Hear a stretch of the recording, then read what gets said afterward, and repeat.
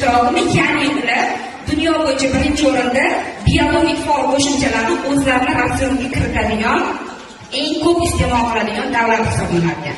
Undan keyingi o'rinda bu Amerika turar ekan.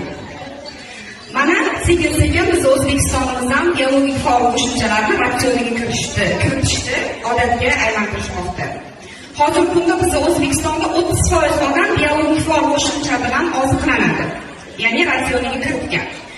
Men sizlarga bugun bir necha eng ayollar uchun ham, umuman insonlar uchun eng zarur bo'lgan bir nechta batlar haqida qisqa va lo'nda ma'lumot berishga harakat qilaman. Ulardan biri Urakompleks. Molekulyar Forte seriyasida urologik kompleks bor. Ayollar uchun ham bor, erkaklar uchun ham bor. Kim biladi Urakompleks haqida? Xo'p, eshitganlar bor ekan. Nima uchun Urakompleksni biz ayollar ayniqsa 25 yoshdan keyin